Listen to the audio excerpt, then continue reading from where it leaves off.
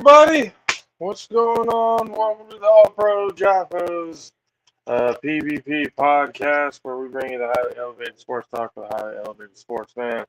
I am your host, JP, and alongside me, as always, the 6'10 beast from the southeast, Mr. Country K. Hey, Konnichiwa, people, but I got a bone to pick. Why the fuck you ain't send me that that last goddamn clip that you just got, the new one? Oh, the last one? Yeah, oh, you never yeah. sent me that shit, man. I thought it would surprise you. That was dope. Great surprise. That was dope.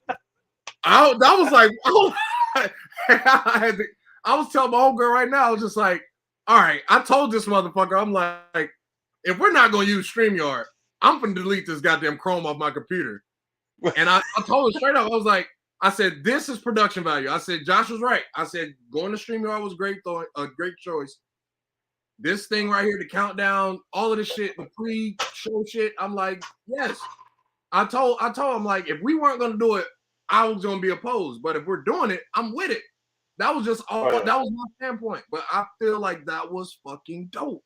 Yeah, I mean, I had really thought of it. I mean, again, the last straw. I mean, hold on, before I get into it real quick, this episode brought to you guys by Popple, the #1 digital business card platform for teams and individuals. Oh shit! Hold on a second, guys. I might have just fucked up majorly here. No. I just got it. It's carbon fiber. It better be good. Okay. You guys already know. Popple. #1 digital business card platform for teams and individuals. Go to popple.co and use the promo code PVPFamily for 25% off your order. For 20% off your order, sorry. At checkout. Popple. We help professionals network better.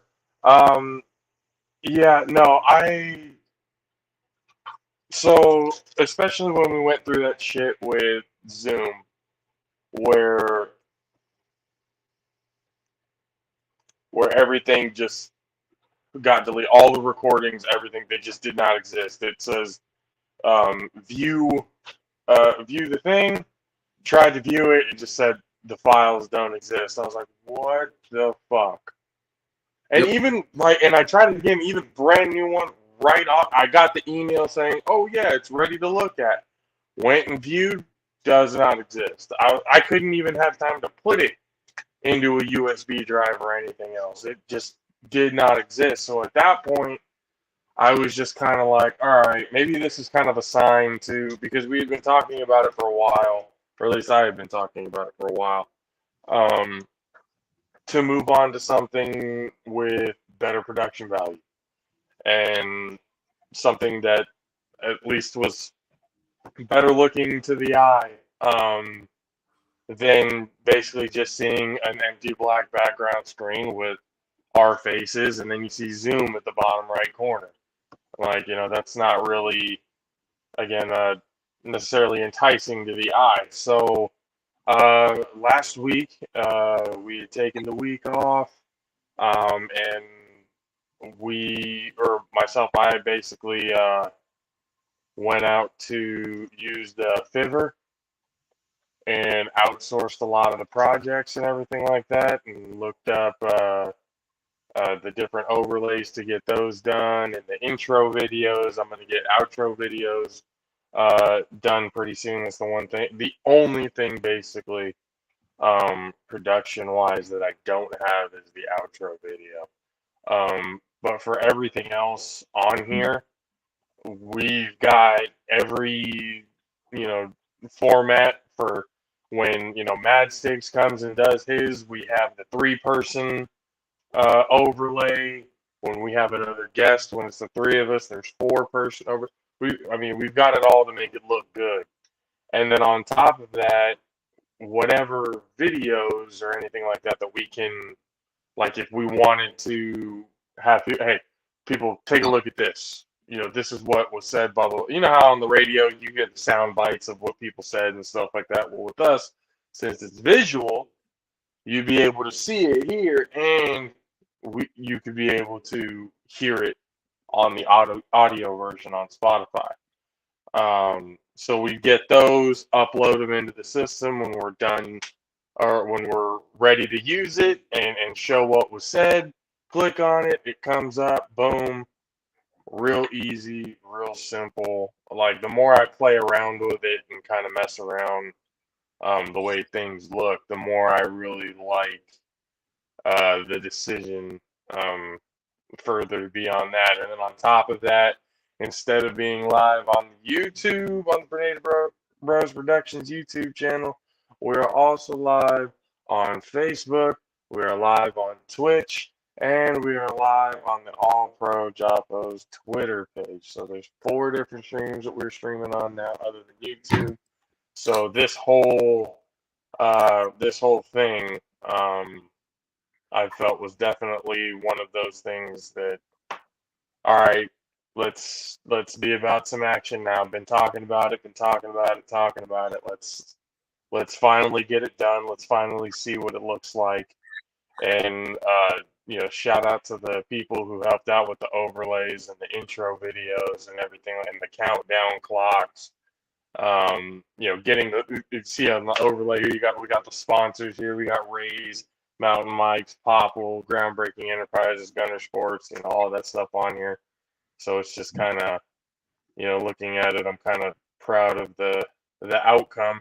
We can see on the comments here from every single spot. Whenever anybody wants to send a comment, we can, boom, bring it up on the screen for everybody to be able to see it. I'm sure everybody at this point knows how StreamYard works, but it's just one of those things, at least for myself, I'm pretty excited to play around with this more and see where it can really go. Big smiles. But in the meantime, this is what we got right now. Hope you guys enjoy it. And here we go with the conversation. NBA season's over. The Golden State Warriors are once again your NBA Finals champions. After taking out the Boston Celtics in Game 6, Steph Curry gets his Finals MVP.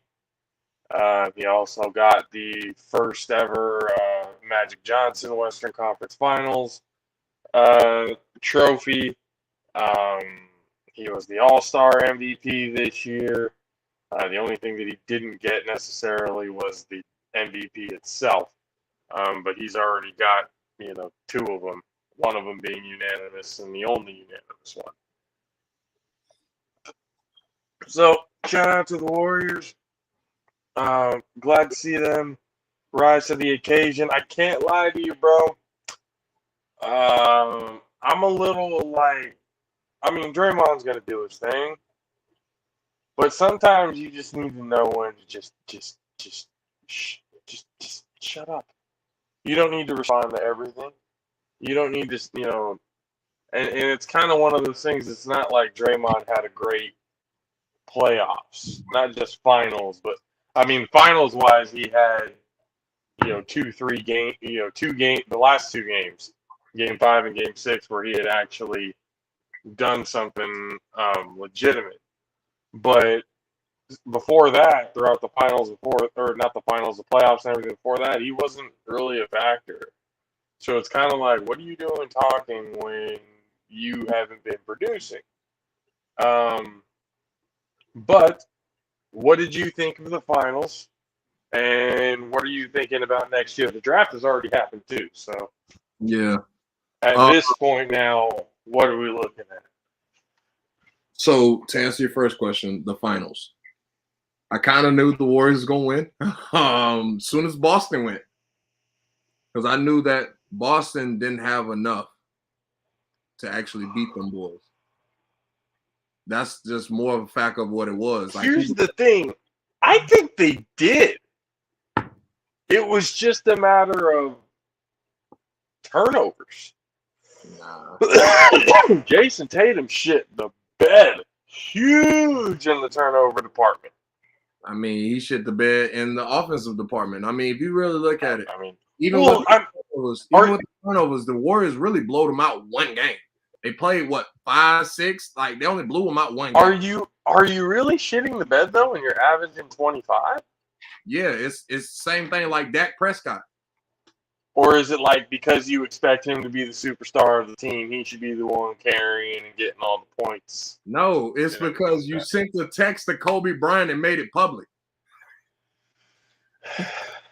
You sat there and got outplayed by Jaylen Brown and Al Horford old ass. Like, come on, man. You brought in the Mamba and you fucked around and got bit.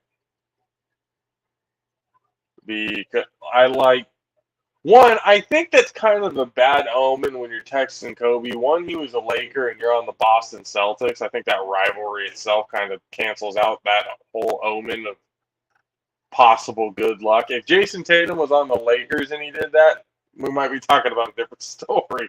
Well, but like that would be the number one chastised from him. But at the same time, I mean, he's still getting chastised for the same thing. So I don't necessarily, I get the point of them being rivals, but Kobe was mentoring him and everyone knew it. You know what I'm saying? So that's kind of like, it doesn't matter about the team rivalry if Kobe mentoring you prior to him passing. You know what I'm saying? So if you're going to do all of that, you got to do more than 25, my boy. And especially you getting 25 in garbage points.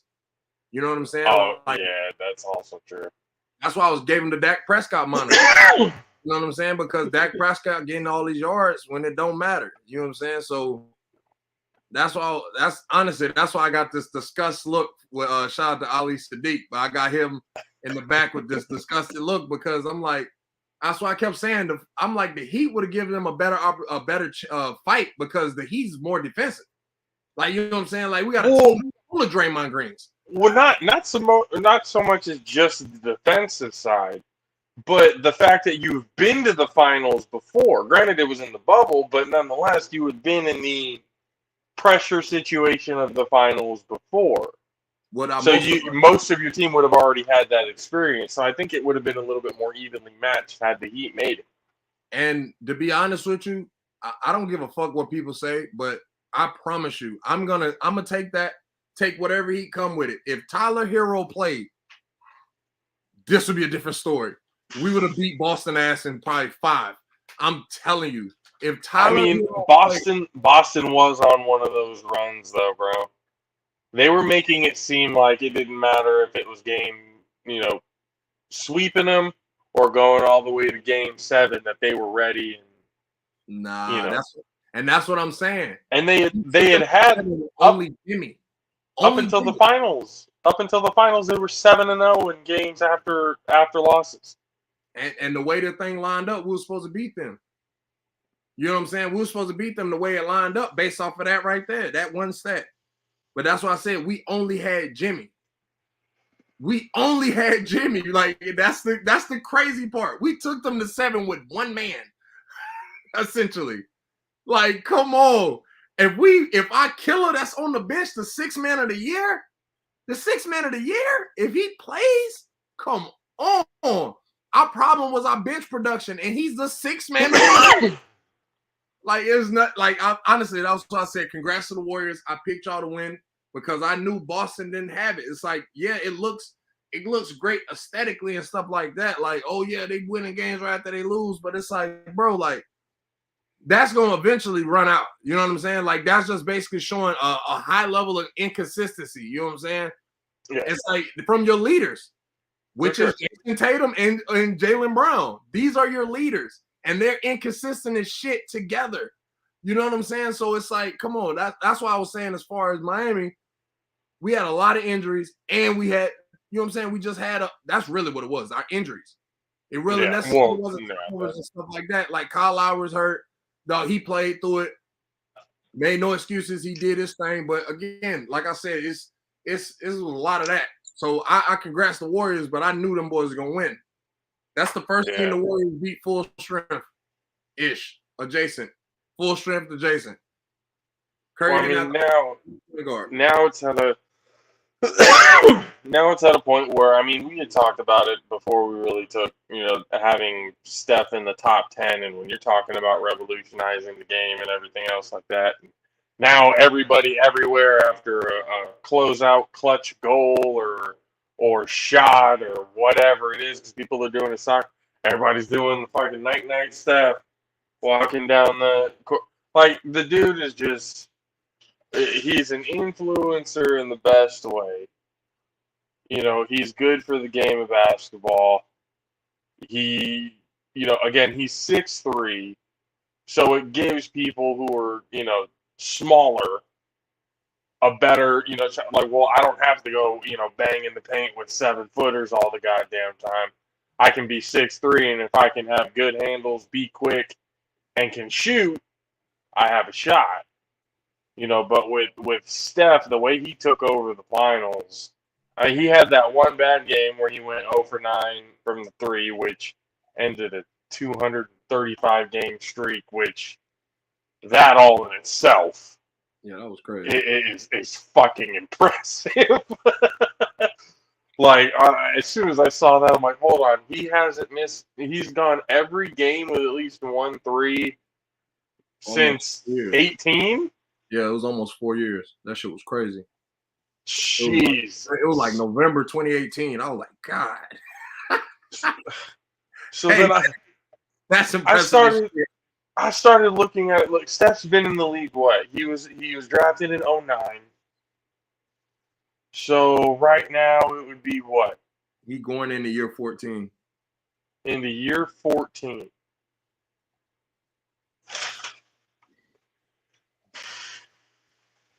Makes sense. How much longer do you think Steph got? Maybe 4 or 5 years we're looking?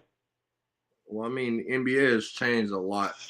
And at the same time, Steph don't have to do as much, so his ankles are fine. So, I mean, he could play for a while if they continue to build the team how they're building it and keeping young talent around him. I mean, it's whenever he wants to walk away at this point. And at that point, and I mean, again, the greatest shooter of all time, that shot just doesn't go away. That's not something that just, disappears. You either have it or you don't. Well, that clip is hereditary in their family. So Dad had a clip and his brother got a clip. Now his little boy is about to also. I think he's gonna take out his mama. I think Riley gonna be the one. His first kid. Oh, she gonna go into the WNBA and just fucking shoot lights out with the heavy clip. I'm ready for it. I'm here for it. I'm telling you. Riley Curry. Think about it. Man. Riley is around the NBA the exact same way Steph was. Like, he got all his kids there, not making it seem like he's just doing that, but like, she was there when he won his first ring.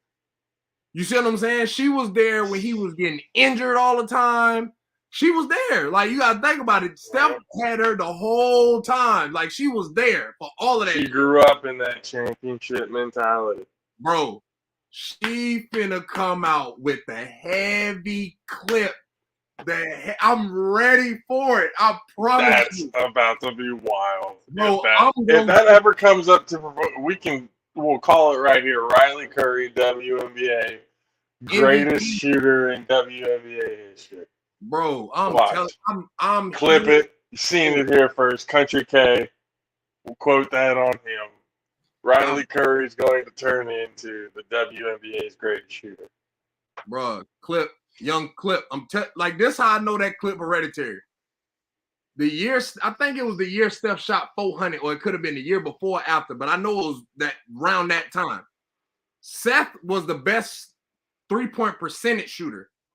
Steph had the most brother? shots, yeah. But Seth had the best 3-point percentage made. I was like, that family, the whole family, man. The whole family got a goddamn clip. And Seth is technically a role player, and that's pretty fucking impressive. Like, that's pretty impressive to have. I mean, that's what your role player is supposed to do, though. But so I posed this question, and I asked the dudes on ESPN 1320. Shout out to D-Lo and Casey. I asked them,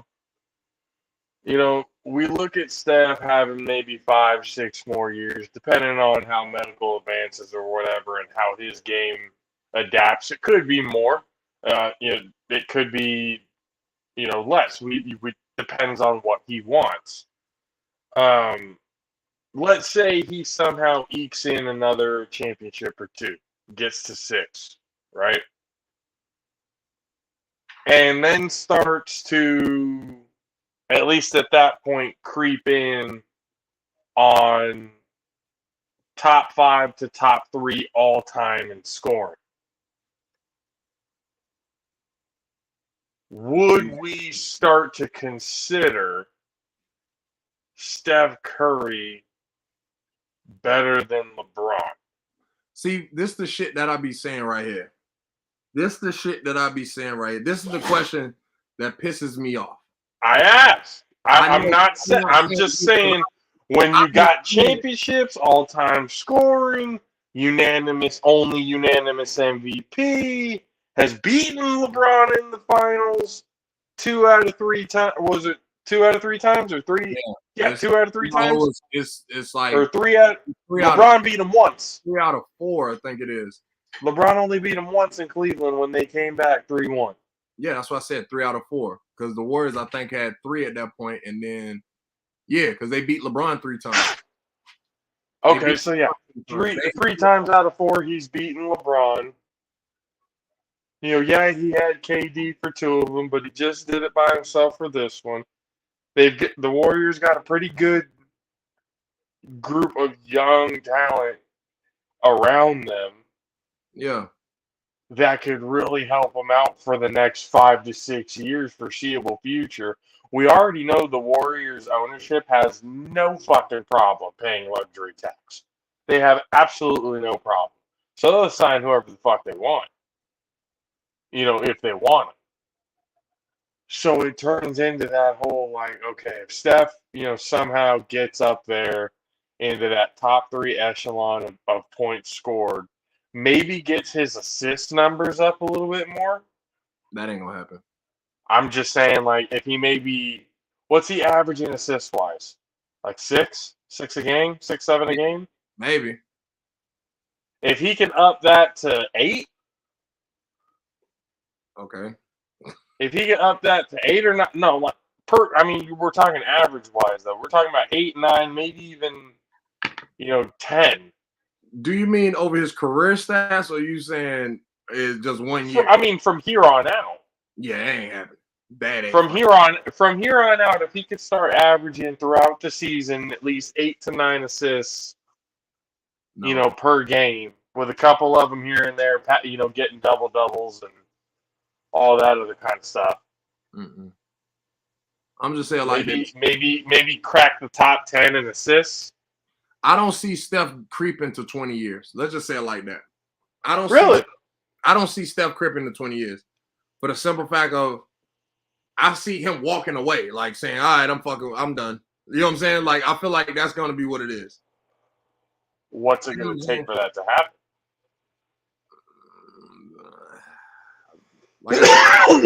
Potentially another. What is it going to take? 5. If he gets 5 at that point, bro, would you not want to try and go for 6?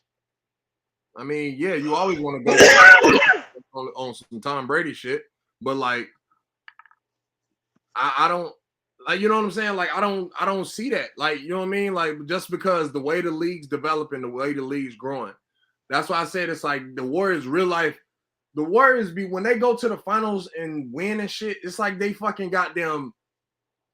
All of the teams they fucking play just be damn, they're matched up for them to win, type shit. You know what I'm saying? What the fuck? When they played fucking Luka them, it was just Luka. You know what I'm saying? I'm not, like I said, this year, I got nothing to say. You know what I'm saying? Nothing to say, really. Yeah. Congratulations. The only thing I can say is them boys run away from Memphis. I promise you. It's God is saving Steph from Memphis. I promise you. This is the second time this shit has happened to Memphis.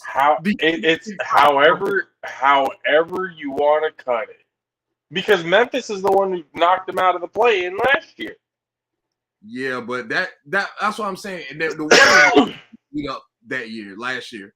That's what I mean. I don't even like look at that shit. I'm like, them boys should have just went home. You know what I'm saying? Because them boys was beat up. Like they was just entirely too injured to make an actual strong push in the playoffs. It's like, like that fucking getting kicked out by Memphis though did charge the whole fucking young core team. You know what I'm saying? The whole young core charged them up to play and the beliefs into Steph or what Draymond is saying. So that's why I say it's like the Warriors. I give a number credit to the Warriors and Steve Kerr. Like this year, it's like it just, you know what I'm saying? Like we got nobody really ain't got shit to say other than if y'all played Ja. But even that, I'm not using it as an excuse. I'm just saying like fuck, like this is the second time y'all fucking goddamn avoided Memphis because due to injury.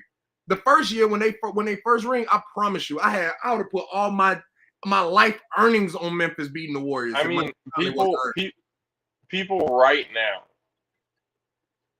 are actually looking at it because of the fact the Warriors, I mean,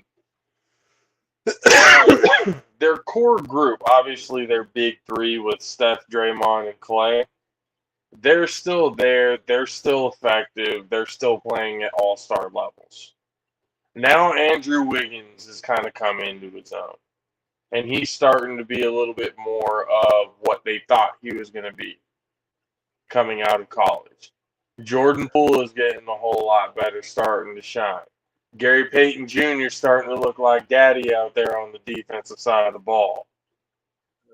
He may not be just at daddy's point, but right now, at the young point in his career, I mean, he's looking pretty goddamn good. And with the finals experience and everything else like that, that builds nothing but confidence. People are looking at them possibly repeating next year. And then if they repeat, it's kind of like, one, you can't deny that it's a dynasty. You can't deny that the Warriors are a dynasty. And if they get a back-to-back, I mean, hell, hey, like you said, luck seems to follow Steph somehow, some way, wherever he goes. And if that just so happens to turn into a fucking three-peat, I honestly do believe you still have to ask the question of, like, what is the reason why you would... Because if Steph goes and does that, what's the reason why you would hold Steph back from being better than LeBron? All right, I'll go down this rabbit hole with you, but 100% they're not winning next year. 1,000% actually. They're not winning next year. There's chances. Nah, it's not. Because I'm like, bro, Dallas getting Christian fucking Wood, bro. Yo, I ain't gonna lie to you, dog. Hey, the Warriors is in trouble. I'm not saying the West isn't going to be the big man and a scorer. Christian Wood. Hey, you know, I'm not saying it's going to be an easy ride. I'm not saying at all that it's going to be an easy ride. But, I mean... And Kawhi back. Oh. But I'm saying based on like going down the rabbit hole, what you're asking. I mean, people really gonna have shit to say because I mean, based off of how the the mass media has jumped on like, oh, Steph is in the top 10, Steph is in the top 10, Steph is in the top 10. Like, all right, I guess you know what I'm saying because it's like realistically, do we actually like look at the shit? It's like, yeah, he won those rings, not taking none. Can't take a ring away from him. You can't do it. But like, do we discredit his first rings because everybody they played was hurt and LeBron was by himself and he didn't have Kyrie and Kevin Love? It's like, I mean, I don't think you do because that was pre-KD. I mean, it ain't. That's what I'm saying. Those two for sure discredit because they got KD for sure. Like, I don't give a shit what nobody say. LeBron was out there by himself essentially. Yo. He was that was. I'm gonna be honest with you. When KD showed up to the Warriors, I looked at it like this is the most unfair God squad. Essentially, that was the first time you could really call the Warriors a super team because At first, it was all draft. No, it wasn't. Y'all whole bench was fucking pickups. Y'all starting five was drafts, but the whole bench was pickups. I agree with you. Well, that's what I mean. Your main three, as you would call them, I agree, were all drafted. They were not free agent pickups. Like, oh, let's go play with each other over here. Yeah, I agree. Yeah, so that's one of the things I think it separates them from the pack. And that's another argument that I think Steph is doing it all with one team. LeBron had to go to different teams and recruit his homies to come and help him out. Yeah, and he didn't really let a spot really establish and grow long term. Yo, like if he would have, like, honestly, bro, I understand what he had over there in Cleveland was dog shit before he left to Miami. You know, I understand that. So if he goes to Miami, you know, that's whatever. But if he would have just stayed there instead of, like, when shit started going bad, leaving, being like, all right, he was all about win right now. Instead of really trying to build the squad. That's why I kind of put him, like, I don't put him ahead of Jordan because Jordan, like, they had to build around him. He wasn't going anywhere, but he was like, get me what I fucking need. You know, he wasn't afraid to tell them, like, you know, we need to get what we need to get to do what we need to do. Right. You know, that's what you get in recruitment like Rodman and shit like that. But at least, like I said, Jordan was doing it on the same team. Steph, it's all on the same team with the same two guys that, you know, was drafted just like he was. And everybody around them is all just like chess pieces that just happen to kind of fall into their lap. And on top of that, a lot of the young talent that they do have, minus like Andrew Wiggins and who else? Andrew Wiggins and who else? I don't know what you're referencing right now. Are you? What I'm referencing is a lot of their young talent is also homegrown drafted talent. Okay, yeah, all right, cool. So now, all right, it was Andrew Wiggins, because I thought you were going to say high draft pick. That's why I was, because Andrew Wiggins is number one overall. So Wiseman was their highest draft pick. Wiseman was at number 2 for them. Yeah, because they were sorry as shit that year. Right. Well, everyone was hurt. And I think they had a pick or some shit like that. So they had the number 2 overall pick. No, I mean, I think they got a pick from somebody else. Oh, yeah. I think they had a pick from somebody else because being in the play-in tournament, you still won't be that high. I don't even think you'll be a lottery team. You'll be a middle of the pack type situation. Yes. So that's what I'm saying. That was a lottery pick. I think they got that pick from somebody. So in order the Warriors to be up there, that had to be it. But that's the argument. A lot of the talent, they may have, you know, 2 or 3 guys that are pieces that they, you know, plucked from free agency to kind of, you know, fill in the gaps for now. Mm-hmm. But I would say that 3/4, 2/3, or whatever of their team is all drafted homegrown talent. Yeah, I don't deny. Not a lot of, and LeBron cannot he can't make that argument for himself. Yes, but here's why. Here's why though. The reason why is because the biggest point No, that's fine because I see you got your pods in. So, the biggest point I like to make as far as when people say this is LeBron by himself can take the team to the playoffs, right? So taking a team to the playoffs, you're not going to get a high draft pick. You're not. And you're in Cleveland, Ohio. Who the fuck wants to live in Cleveland, Ohio? I mean, exactly. So it's easier to say, hey, come live in Oakland, or hey, come live in the Bay. We can put you fucking in Concord. We can put you in fucking Dublin. We can put you in or you could be in Marin like Clay, or you could be in here. You know what I'm saying? Like you could be in different places. You get what I'm saying? So it's like it's easier. But in Cleveland, nobody wants to fucking be in Ohio, bro. Nobody wants to be in Ohio. You know what I'm saying? So that's why I'm saying like LeBron could never get people to go there. That's why when he went to Miami, he left because so then hold on. How he didn't want to fucking impede us? He wanted to win something for home. Is it literally because that it was Cleveland, the marketplace of Cleveland, Ohio, that LeBron James couldn't get any help? Yes. Yes, because I mean, think he about got the help it. after he came back from Miami. Yeah, that's why. Because he went and won a ring. He won 2 rings in Miami. People know that LeBron can win. People don't see him as a choke artist or he flames out or whatever the fuck motherfuckers was saying. Like people was giving him credit because he's going to the finals consistently. Like he's going, you know what I'm saying? Like they're like, all right, let's go because LeBron gonna go to the finals. You know what I'm saying? Like that's kind of how people was thinking. So that's how he got that influx of help that didn't work. A bunch of pieces that didn't fit when he went back to Cleveland the first time, including D Wade, because he couldn't fit in that collage of people. D Wade and LeBron works, but D Wade and LeBron with a cascade of people that clashes with, like, you know what I'm saying, the talent and shit. Yeah, it wasn't gonna work. You know what I'm saying? So they even had D Rose on their team at one point. Fucking it. Yeah, but that's when D Rose was going through. He was still going through a lot of shit off the court. You know what I'm saying? So that really didn't work out. But I mean, at the same time, that's LeBron's problem. That's why he can't get talent. So I understand his plight and why he leaves. Like if you know, like every year I play, we gonna go to the playoffs damn near. Like it's at a point where it's like it's a guarantee LeBron's going to the playoffs. He missed the playoffs twice his whole fucking career out of 20 years.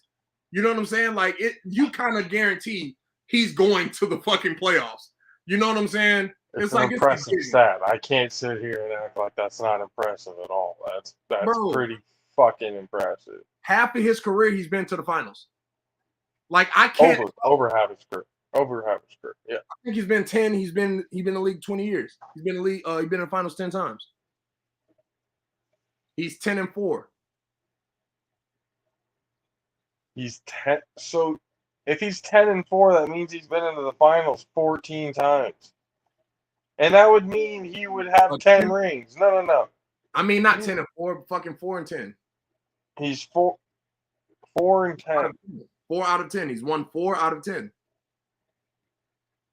So he's 4-6. I'm sorry. God damn. Sorry, guys. I'm elevated right now. He's 4-6. He's 4-6. Okay. He's 4-6. God damn. He's been to the finals 10 times. That itself is impressive. I get that. But 40%, bro. I guess a 40%, making it to the finals on a 40% clip. I mean, honestly, bro. Or winning the finals at a 40% clip, making it 10 out of, however many 18 years that he's been in the league so far. Honestly, bro, you gotta grade LeBron on a fucking scale, bro, on a slope, bro. No, look again. I'm not gonna sit here. I'm not going to the finals. Look at that roster. I am not. No, I am reminded of that roster on a constant basis because I see that roster and I go, "Oh my God, he was insane back then." Because I remember the highlights. I wore a fucking LeBron Cavaliers jersey in middle school. When we were looking at LeBron, I was like, this dude is something just on a whole different fucking level. Bro. I'm like, he is insane. And people forget they switched. Teams start drafting because of LeBron. The Warriors started drafting the way they started drafting because of LeBron. LeBron was in the league for 6 years before Steph got there. It's like, all right, we need people who can shoot the fucking lights out. Bro, look at their draft prior to that. They were drafting motherfuckers like Monte Ellis and shit. You know what I'm saying? Like, Monte was nice, don't get me wrong, but that's you know what I'm saying? Like, he ain't no threat to LeBron like that. Like I said, I made it very clear before. Like, when Warriors fans get all high and mighty about, they're this and that, start talking a whole bunch of shit. I'm like, hold on, bro. Y'all forget, y'all were the Kings not too long ago. It wasn't too long ago that Chris Webber left y'all for the fucking Kings. Y'all got left for the fucking Kings. Okay, it was not that long ago that y'all were still living off the hopes and memories and stuff like that of run fucking DMC back in the day. Okay? Oh no, them motherfuckers was on We Believe. They was on We Believe. We Believe in 07. But prior to 07, oh my God, it was just, it was disgusting. Nobody wanted to be in Golden State. Golden State. Well, I'm gonna go to Oakland just to get my ass kicked every year. For what? Fuck that. Hell no. I want to be somewhere else. Everybody forgets that the Warriors were in a dog shit situation at one point. So let's be a little bit more humble, from a little bit more like, hey, yeah, no, we were at. Let's appreciate this while it's still here, because we don't know how much longer this is going to be a thing, bro. It's gonna take one Steph ankle injury and it's over. It's all over. If Steph gets hurt and Torian Steph say, "All right, I'm gonna fuck with y'all," it's over. They're getting rid of Draymond. They're getting rid of Clay. It's over. They're breaking. That's what I'm saying. A future without Clay, Steph, and Draymond is something that you really got to start looking at this point, and you really start to ask: once this era is over, does it go back to being, or is ownership going, no, we did it before, we can do it again. We already know we got young guys right now that are really talented, that can grow into something, pretty special. If we keep the formula that we've been having, we can still be successful. Now, obviously, nobody's Steph Curry, nobody's Klay Thompson, nobody's Draymond Green. But, again, maybe Gary Payton could be that next Draymond Green, if not better than Draymond Green when it comes to the defensive side of the ball. I mean, he just got to start by not kicking dicks. That's it. Yeah, just don't be doing that, and you'll be fine. You'll be perfect. But that's what I'm saying. Like, you're talking about Gary Payton Jr. or Gary Payton II being, a potential defensive player of the year candidate. You got Jordan Poole, who he's not like, obviously he's not, he can shoot from three, but he's not like Clay and Steph. Y'all getting rid of him. He in the next like 2 years or so, he might get turned into some trade capital. Well, his contract up right now. Oh well, no, they're gonna pay him. 100 mil? 100 mil? Is that what it is? That's 100 mil for what? That's what he's asking for. For how many years? Man, it don't fucking matter if that shit 4 years. You want $25 million a year? That's crazy. That's crazy. $33 million a year is even worse. $50 million a year sounds fucking insane. Bro, that shit sounds dumb to me right now. Nah, bro. You made one buzzer. It would literally. No, he's made more than one buzzer shot. No, I'm talking about the one that actually fucking matters in the finals. Oh, that one in the finals, yeah. Well, $100 million, if you can stretch that into a 5-6 year deal, that's not what you can steal that. You can steal that. $100 million, 5-6 year deal, that's a steal. You got that young talent that'll learn under, Steph and them for as long as they're there. You guarantee that. And then when Steph, Clay, and Draymond and stuff like that are done, you finally have that cap space to be able to, pay whoever it is you want to again, your superstars. Because again, they've already proven that they have no problem paying the luxury tax. They have no problem at all doing that. I feel that, but all they care about is bringing home the Larry O'Brien trophy. That's it. Win at all costs. Whatever it is that we have to do with the draft, whatever we have to invest in for the development of our young players, because they put a lot into their G League team too. The Santa Cruz Warriors. Yeah. They put a lot of development and everything like that into those teams too. So they may be in the G League, but they're getting the valuable experience that they need, and they're ready when they come up. Yeah. Well, I mean, I'm pretty sure Jordan Poole was the 2-1 player at one point. Yep. So, I mean, he was in the G League. That's what I'm saying. It's like, the Warriors is doing it right. The Warriors is doing it right, and it's the perfect time to do it right. You know what I'm saying? You got You got good leaders there right now. You got good vocal leaders, people that can go on the court and show you. But at the same time, you also got a solid coach. He giving you that insight. He was a player that won rings, and he also, you know what I'm saying? Yeah. He also won rings as a coach. So it's like you kind of gotta, understand his perspective or understand his teachings. You gotta listen to him, bro. Like honestly, I didn't want to say that, but yeah, you kind of gotta listen to him. You know what I'm saying? Yeah. So yeah, I mean, the Warriors in great shape. They're in great shape, but I seriously believe, I'm telling you, them boys, they played well, but I seriously see them boys being beatable. Like everybody can be beat. You know what I'm saying? Oh yeah, no, But they're not. They're far from perfect. I'm not saying at all that they're perfect, but they are definitely contenders for the foreseeable. At least for the next 5 years, the way it's set up, the way it looks. I mean, how many people's in the contender spot? That's a real question. When you're talking about what, the Western Conference? Yeah, as far as overall. Well, okay, so the Warriors, No, I'm saying not. That's not what I'm asking. I'm saying when you mention contenders, right? right? Saying these teams are contenders. How many teams? Like how many slots do you have for the contender spot?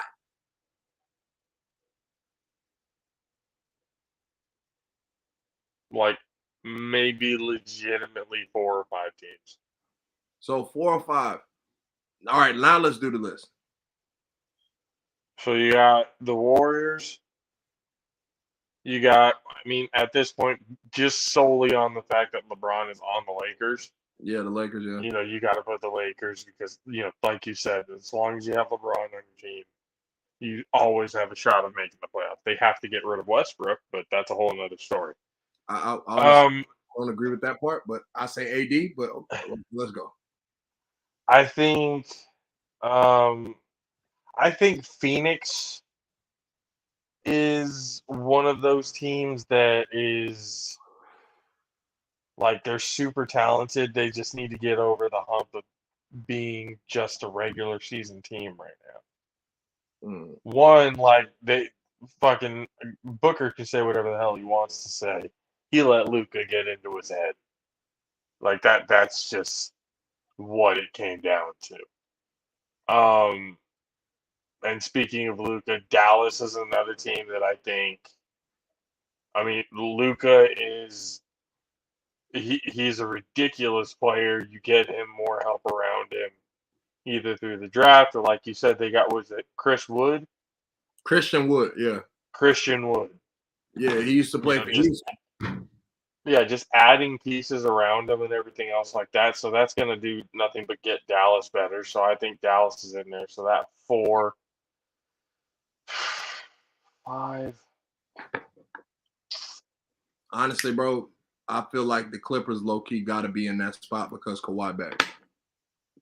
Yeah, Kawhi's one of those machines. He's one of those machines.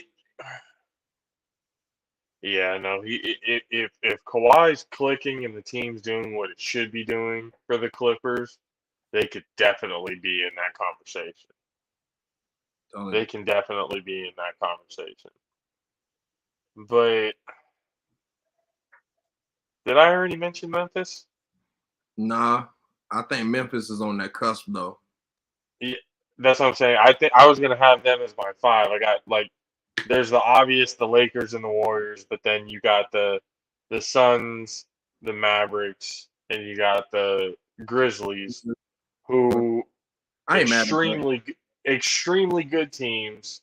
At least those 3 out of the top 2, extremely good teams, very young, but they have,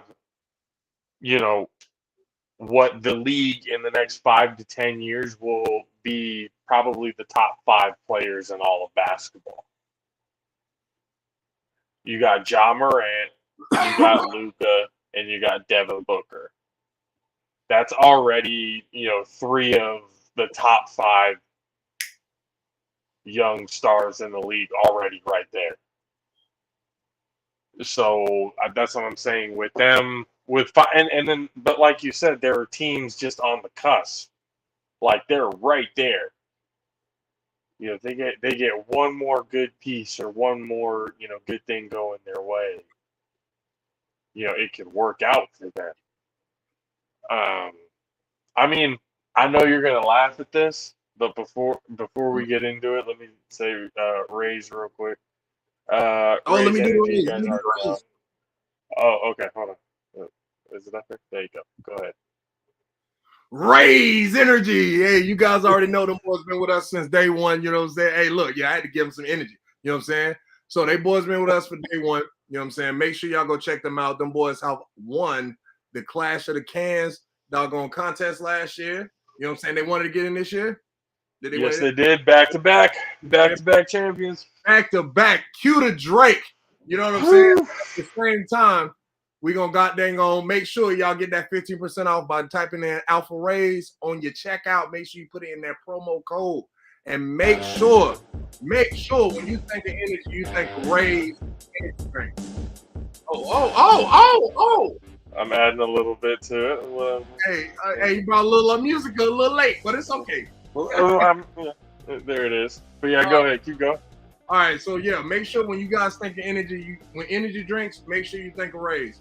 Because hey, we debuted that thing at the doggone Bay Area Cali Classic. The players loved it, the coaches loved it. Hey, make sure y'all go check it out. You know what I'm saying? They've been with us for day one. I got to try it. I don't even drink energy drinks. I tried the strawberry colada. I liked it. So hey, make sure y'all go check it out, man. They got different flavors. What's the flavor they bringing out this time, JP? Oh, they just brought out one of the limited time flavors that they had. There was kind of a vote amongst the insiders. Blue Shock is now back, and it is now a permanent flavor for Ray's Energy once again. A very big fan favorite when it came out as a tester, as a top secret flavor, and then when it came out as a limited time flavor, Blue Shock definitely put a smile on a lot of people's faces. So good thing to have that one as a permanent flavor, to have that one back. Repsports.com, guys. You guys already know. Promo code Alpha Rays, 15% off of your order. And demand more. Join the Rays Rebellion. And like Kay said, we appreciate them for being with us since day one. Oh, see? That makes it a little bit better. See, this is why I like this. We can add Hey, a little bit of Hey, round of a fucking round of a goddamn applause. Hold on, I gotta turn my virtual background off. I gotta give it to him for real. Okay, let me turn this virtual background off. Hold on, blur me. Round of applause. Round of applause. StreamYard. Hey, y'all did y'all thing, man. Y'all got a good product here. Make sure you got to turn this virtual background on. Y'all need to see my doggone beans. But anyway. I fucking like this thing. This thing is gonna add things. But yeah, like when we get back into it, that's what I'm saying. The young teams, and they have, among the best young talent on them with pieces around them. They could be, in contention, for getting up there. But for right now, it's just but like I said, I thought something I thought you were gonna laugh at. But I live in Sacramento. Okay. So constantly I'm hearing, local sports radio and everything else like that. I hear a lot about what's going on with the Sacramento Kings. Right. And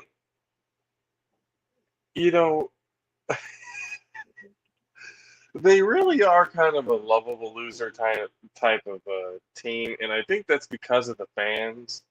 The fans are so, and you got to give it to them, man. The Sacramento Kings fans are so loyal to their team. As bad as they are and that they have been, they're still there, packing the Golden One Center. But they have a pretty decent group of young talent themselves. Domantas Sabonis, who they picked up from Indiana, will give in Tyrese Halliburton in that trade mid-year. And then De'Aaron Fox. And then now they have the number 4 pick, and they got Keegan Murray. a lot of people were questioning that because Jaden Ivey was kind of on everybody's list on the top 4 players. And then again, even Woj came out and said it that after the top 4 players, there was a significant drop off. And they picked one of the guys that was supposedly part of that significant drop off at number 4. And it was crazy because you hear, I hear the fans, they call into the shows with D'Lo and KC and everything else like that on ESPN 1320. They talk about it. And it's crazy because they're so frustrated because they know they're so close to actually getting there. And general manager decisions and everything else like that is just kind of like when they chose Keegan Murray, it was just you got Kings fans everywhere like, no, why? Why? Like they were talking about, trading the number 4 pick and getting players, to really put in and start trying to make a run because it's 17 years since they've been in the playoffs. Okay. 17-year drought. Okay. Since they have been in the playoffs. 10 different head coaches in that time. I mean, you talk about a team that is on the cusp but just can't get it together because the organization just shoots itself in the fucking foot. And that's the Sacramento Kings.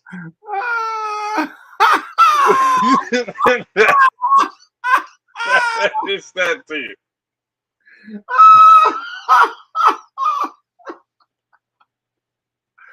Oh God. Ain't nobody cares. Oh God. I'm just saying, from what I've seen and from what I've been hearing, Sacramento has the opportunity to possibly at least make the playoffs within the next few years.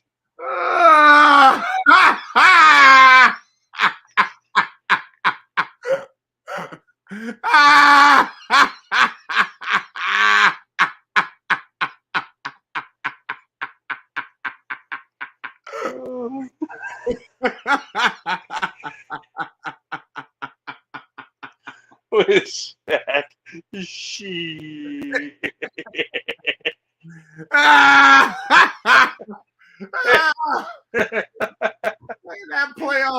that playoff record for the coming adult. Hell, you talking about? It's almost legal. That motherfucker gonna be able to go to the draft this year. Every draft. Army. Motherfucker go to the Army be able to work without a permit. I'm trying to tell you, that motherfucker is almost there. He's almost there. Almost there. Shit. Certain countries, that motherfucker buy alcohol. But you know what made me laugh the most? Their general manager, Monty McNair, came out and said, making the playoffs right, like, and I'm paraphrasing here, it's not word for word, but this is essentially what I heard him say. We're not in a playoff mandate. Meaning, like, we're not. It's what that sounded like to me was, we're not going to make the playoffs this year, and we don't think it's mandatory to try and make the playoffs. So then I hear that and I go, I think the Sacramento Kings hate their fans. I think I think they really do because the heartache that these fans go through on a daily basis. Oh my Jesus. You know what I was like when I just heard you say that? You heard just like, yeah. Yeah, he said, "What the hell do you mean we're not in the? What do you mean playoffs is not mandatory?" What the fuck are you out here for? He's like, "What the fuck does that even mean? Why What are you is guys what is even weird? shop? We are not in a playoff mandate. Well, then what the fuck are you doing here? What are you doing? What are you playing for? And they got a team full of goons. They gonna go out there and hurt everybody. You We gonna make the playoffs one way or another. They going out there clotheslining motherfuckers. Sabonis is gonna lead the league in technical fouls Oh, he's and coming out there. flagrant twos. Just fucking He gonna get suspended straight for up 30 games. clotheslines. He gonna get suspended for 30 games. Come right back. Antics. Another. I mean, I don't think Sabonis is that type of player. I'm just saying the visual of it would be hilarious of just the whole team just being the we. If we're not making it, nobody's making it. Oh shit. A player I each figured. night destroying the star player of the other team. That should be crazy. I mean, I just look at it going like, because I look at them going, I mean, they are on the cusp. They are like one of those teams that they have some pretty decent young talent. It's just the front office makes decisions that just is fucking horrific. Just absolutely terrible. I love it. So it's kind of like you just gave up. Yeah, and a lot of people wanted to trade with them for that number 4 pick. But they took nothing. Yeah, so they just I mean, hey, if it works out for him, it works out for him. Good for Keegan Murray. But from what I seen as a universal, you know, picture of what it was that Sacramento Kings fans were feeling, it was a whole lot of pissed off fans I love it. out there. Tickets finna be cheap. I Hey, need someplace I could drive to. we might be able to get courtside for 50, bro. We might be good. Hey, I'm cool with that. That's what I'm saying. Yeah. I need dirt cheap tickets. Let's go catch. We can go catch a couple Kings games courtside. We probably ain't gonna be able to see the Warriors or nobody like that. We might be able to catch a No, different team. that'll be a The Warriors Warriors home is game. gonna shoot the fuck up to $1,000. But Yeah, no. We'll probably go see them when they're playing like Orlando or the Lakers. or Detroit. The Lakers might be still cheap. They ain't make the playoffs last year. I mean, it's still LeBron, but Yeah, that's what I'm saying. Like, it's just because LeBron James, the ticket price. he might not even play though. So shit. He might take that as one of those days off. Like, give a fuck about Sacramento. What the hell am I going to play against Sacramento for? Well, I mean, that was his first game ever in the NBA in Sacramento. Well, what is that? Is Sacramento supposed to hold some sentimental place in LeBron James's heart now because of that? Well, it does. That's what he said. He said that. Yeah, because that was He his said first game ever. So then you know what needs to happen. What, he need to buy them? Sacramento needs to. It won't even let me get it out. Wow. Sacramento needs to draft Bronny James. That's what needs to happen. See, now why would you wish that devil on him, Ricky Bobby?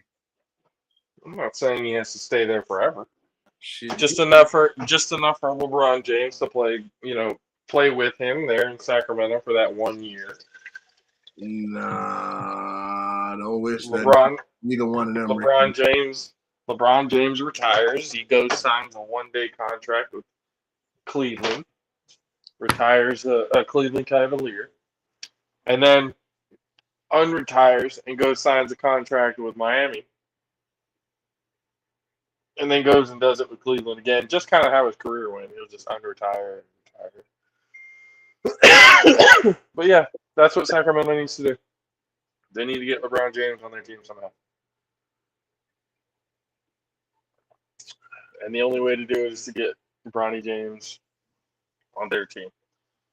And I don't think at this point they should give a damn whether or not it's the number one pick, because technically you're getting two players with that with that pick. You're getting Bronny and you're getting LeBron. So would I wish that on anybody? I don't know, man. Depends how much I. You know what? I look at it this way: LeBron went to Sacramento and took them to an NBA Finals and won. I would give him the greatest player of all time. Think so. Mm-hmm. I think you would kind of have to. If LeBron James took the Sacramento Kings with the roster that they have now to the NBA Finals and won, not only would he be a hero in Sacramento, he would be looked at as, yeah, he's the greatest player of all time. He made a dog shit team into a champion. I mean, he did that in Cleveland. Problem is, he didn't win it. He didn't win it in Cleveland. When at that time, when he didn't have the loaded, when he had the shit squad. I mean, honestly, LeBron low-key had a home-built team when he won it then too, low-key. Because Kyrie was the number 2 man, and Kyrie was drafted to Cleveland. He was number 1 pick. Yeah, but LeBron came back to Cleveland after Kyrie had already been there for like 2-3 years. Yeah, but shit, yeah. I mean, because Kyrie was under the impression that he was. That's what I'm saying. Kyrie had that ego problem back then. He was under the impression that fucking he was going to be the one to take the team.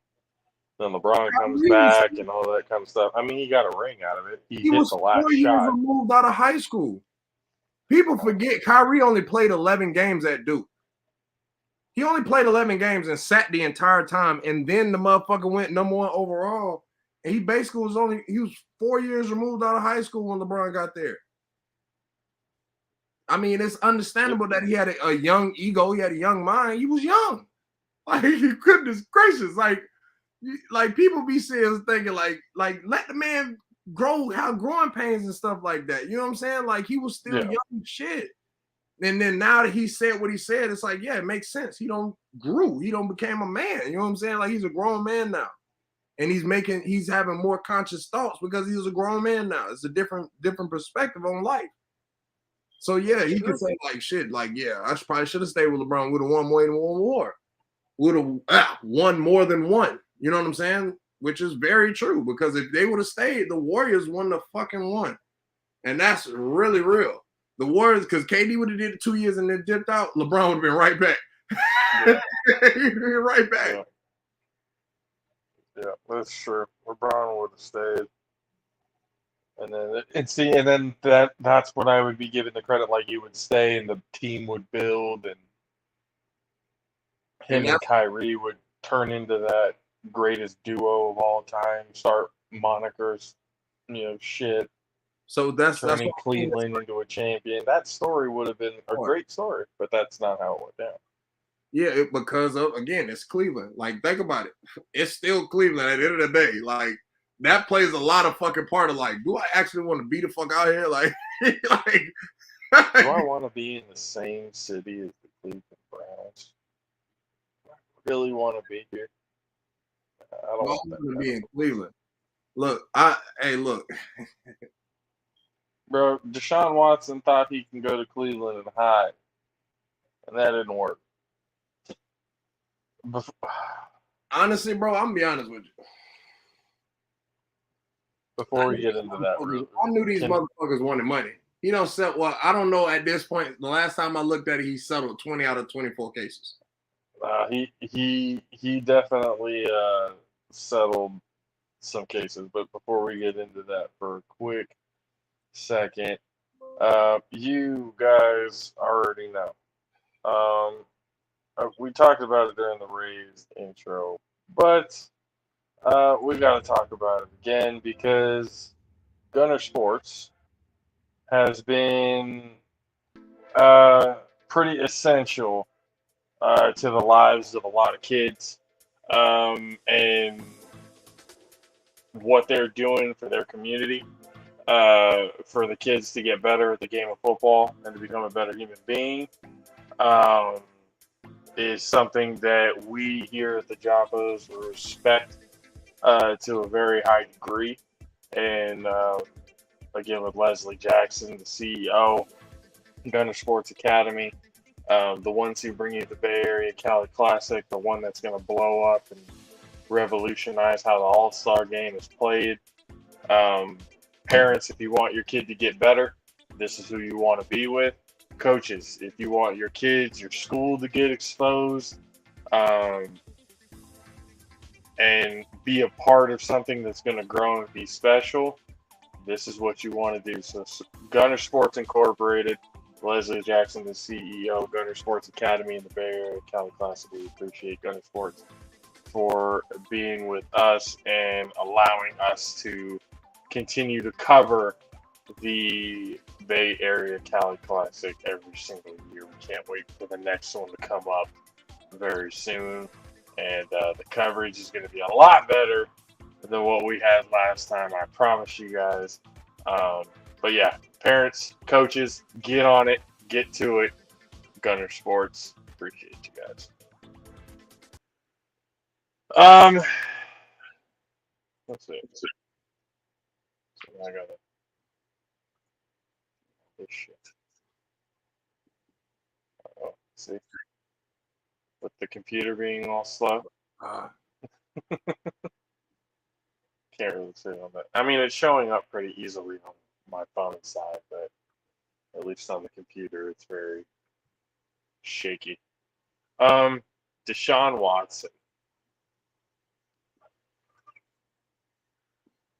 Where do we start?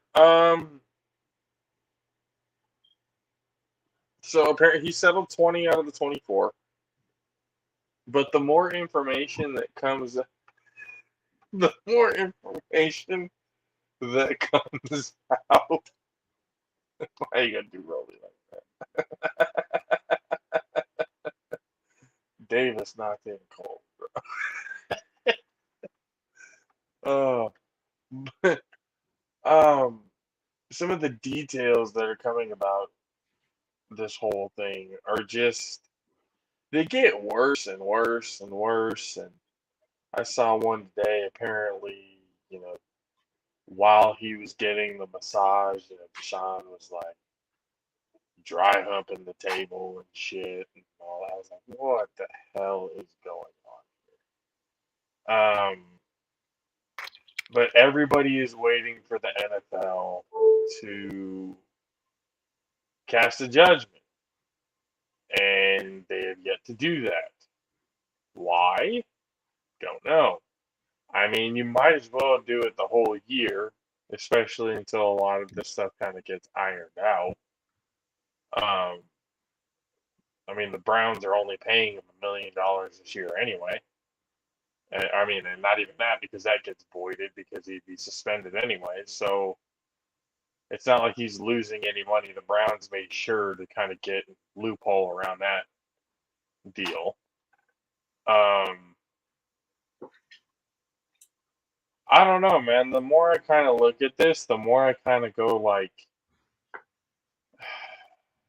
how much of this stuff is like what we would assume before was set up by the Texans to now looking at it going, is there a possibility that Deshaun Watson is just this like massage therapist fetish seeking motherfucker? Is there a point in time we have to maybe look at that as a possibility?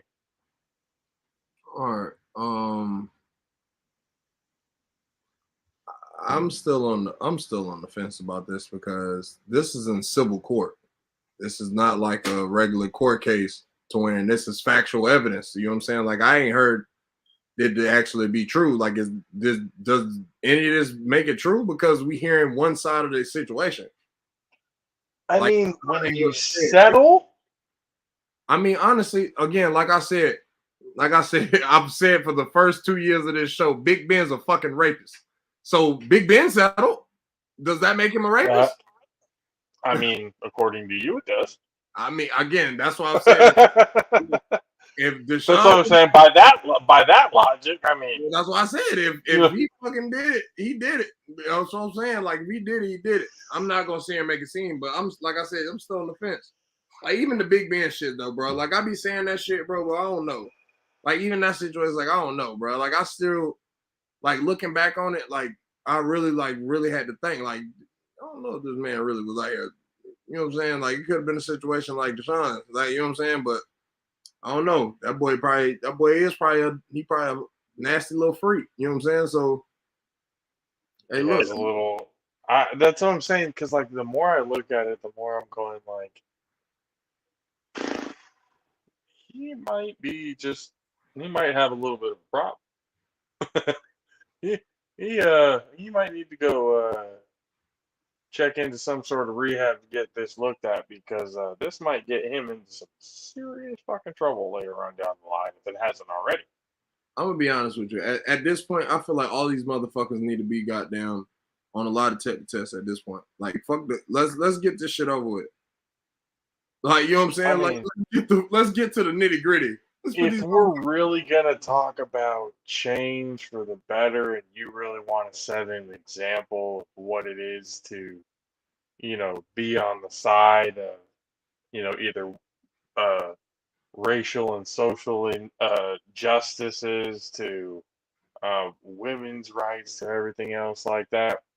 If you take out a whole fucking cleaning system and go, all right, anybody who has done this or everything, fucking gone.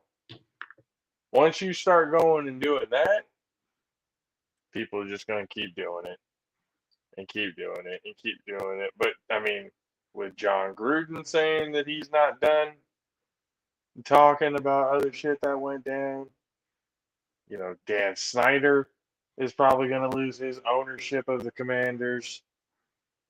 There's so many scandals, and I mean, we've talked about it before. The amount of when Ray Rice got a 2-game suspension for knocking his wife out in the elevator. Fucking crazy.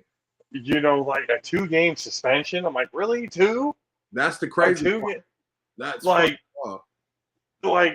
so I'm thinking about it going like they don't really, at least by the action of their suspension, they do not give a shit about the victim in this case. The only question that they ask is it a criminal or civil case? If it's a criminal case, then suspended indefinitely. If it's not, if it's a civil case, it's kind of whatever. Domestic or otherwise. Because they obviously don't give a shit about the domestic abuse aspect. I'm telling you, these motherfuckers want money back.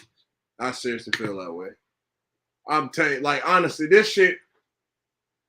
See, this ain't like the Big Ben situation. It would be easier for them if it were shitty players that nobody cared about was getting into this type of stuff.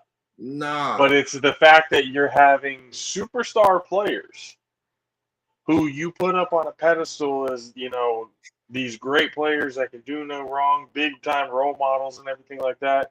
It's when you get footage of them doing it where you go, well, fuck, if we get him off the field for a whole year, the quality of the game isn't going to be that great. Just kind of, it's a horrible mindset, but it's all business mindset. But I'm saying, like, if you really want to evoke change, that's how you do it. You be no nonsense, no bullshit. Well, then, that's what I'm saying. If you're gonna do that, then you got to actually find out what the real truth is. You can't. It's there. You can't. It's there. You know what I'm saying? Like that's why I said I still feel like this shit was just too coincidental. Soon as Deshaun said I want to leave, I want to leave. Now you got all these motherfucking cases. That shit sounds too coincidental. That's why I said that's different from the Big Ben situation. It does seem super coincidental. You say the Vince McMahon situation? I said Big Ben. Man. Oh, Big Ben. Well, the Vince McMahon situation too. That you talk about somebody who doesn't give a shit about the victims or anybody he may have affected. You're talking about Vince fucking McMahon. As soon as allegations and all that stuff hit about him, that dude didn't give a fuck. He still showed up on SmackDown and Raw. Didn't care. In front of the cameras and everything. Said a couple of words through the mic, walked the fuck out. And everybody cheered him. And I was like, hold on.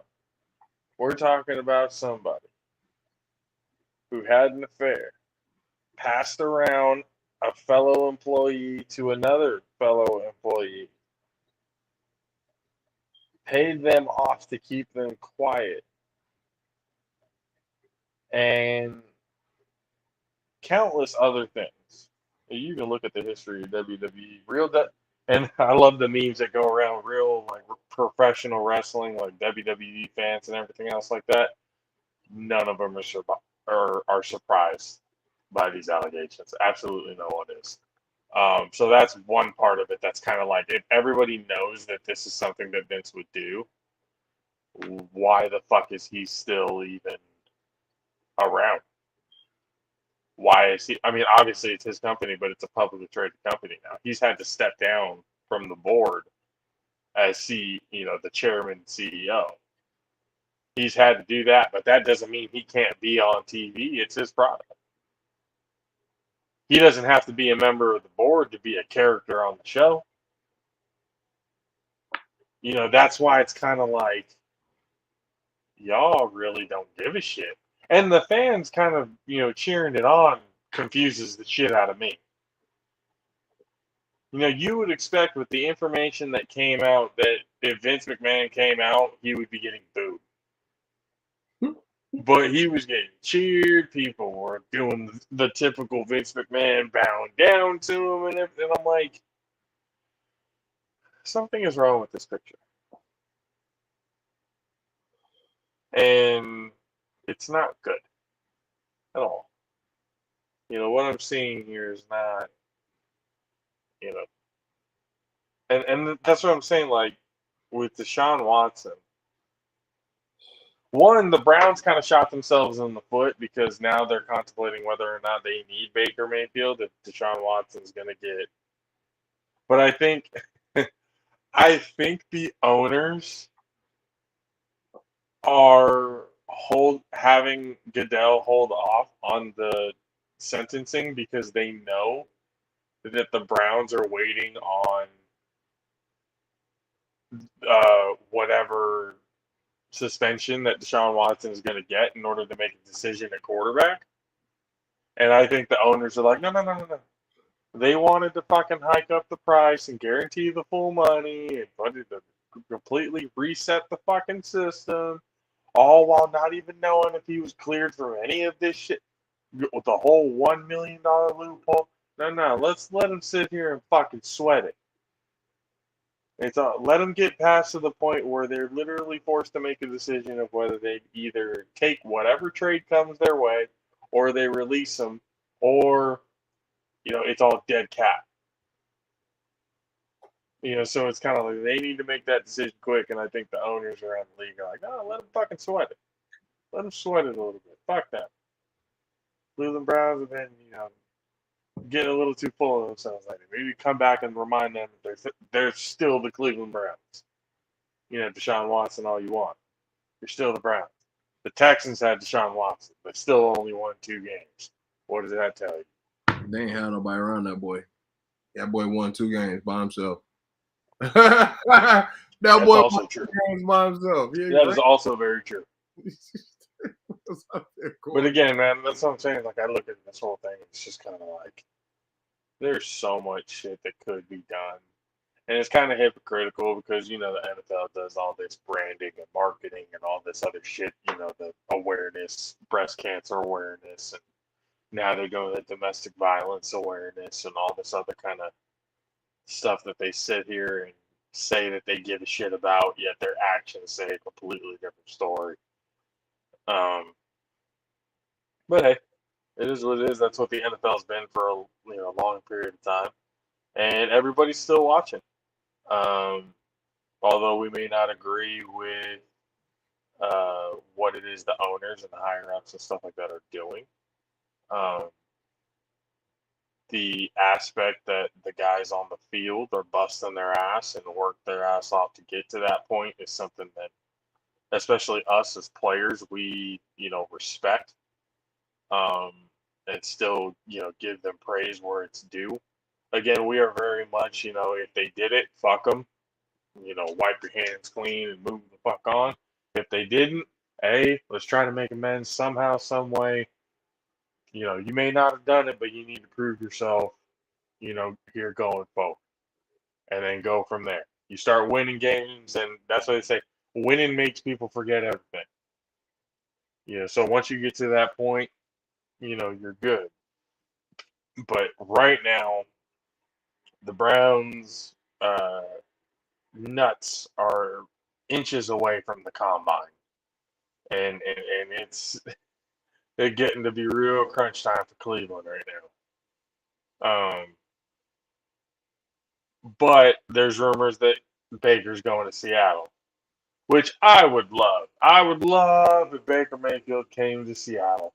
You know why? Because then that would guarantee that we would beat Seattle's ass 2 times a year, every single year. I would love the shit out of that. That's gonna bite you in the ass. No, it's not. No, it's not. That's gonna bite you.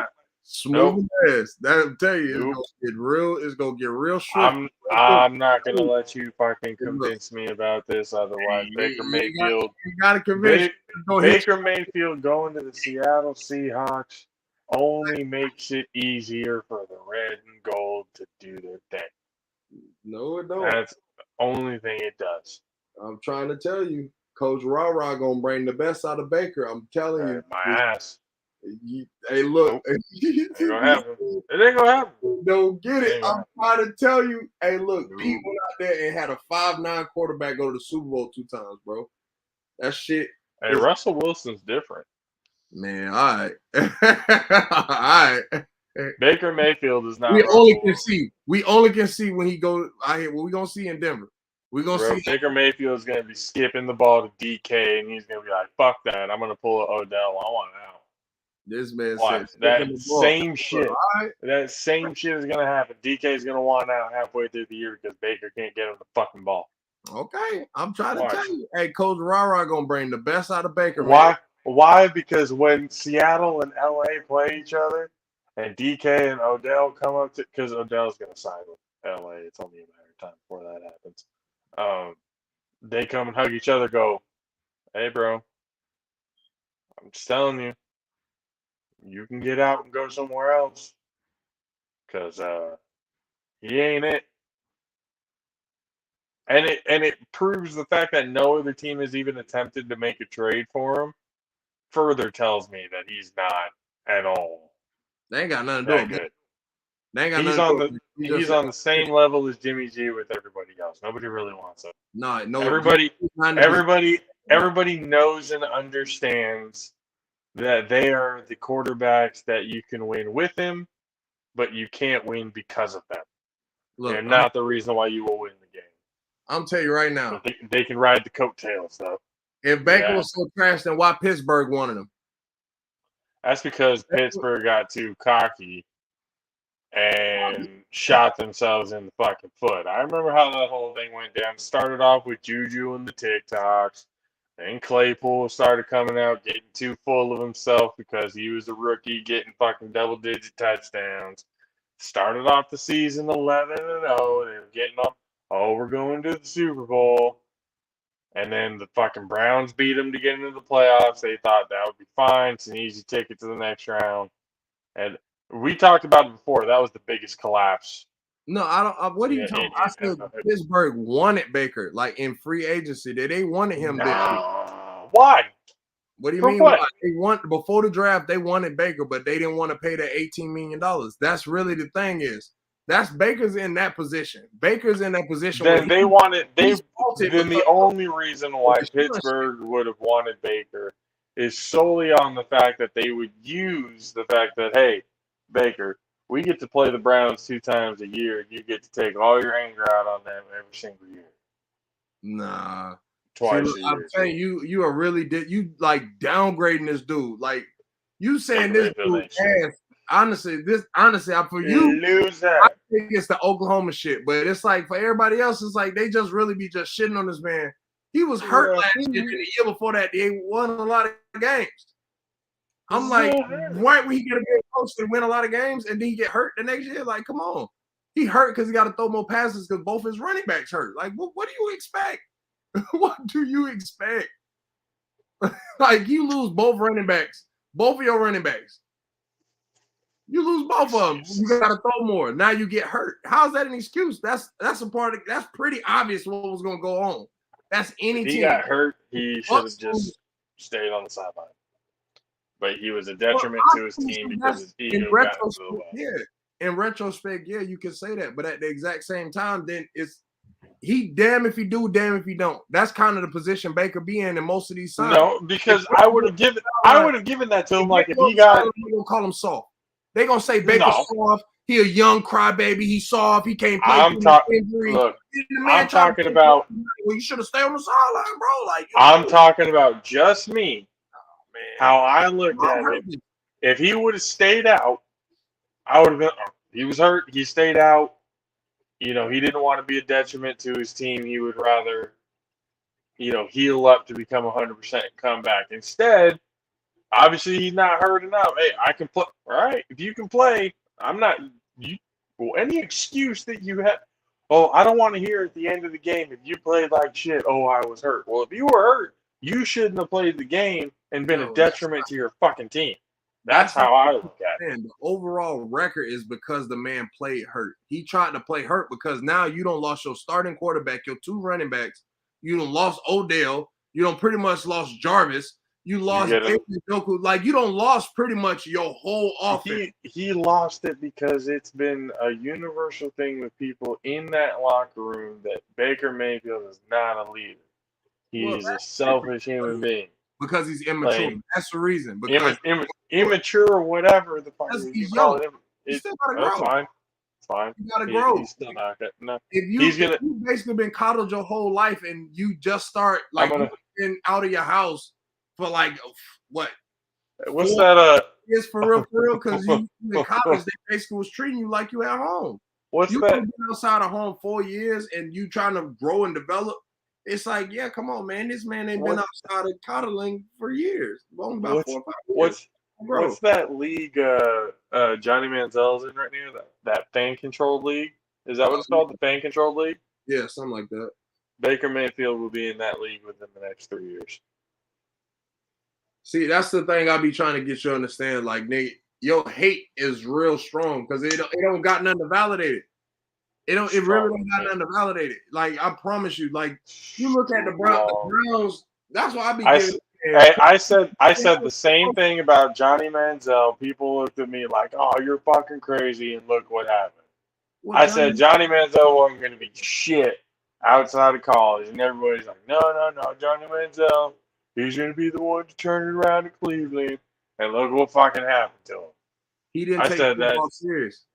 That had nothing to do with Baker. No, what? How is that the same? No, it's not. You don't see Baker in Vegas getting fucked up on liquor and cocaine and then trying to come play a football game. Like, you don't see Baker doing that. Like, they're not. Baker might be smarter. He might be telling people no cameras. No. Johnny Manziel, you ain't got to tell people no cameras when you're in the middle of the strip loaded doing, I'm Johnny football. Like, come on, bro. That man was turned up back then. Yeah, he's pretty fucked up.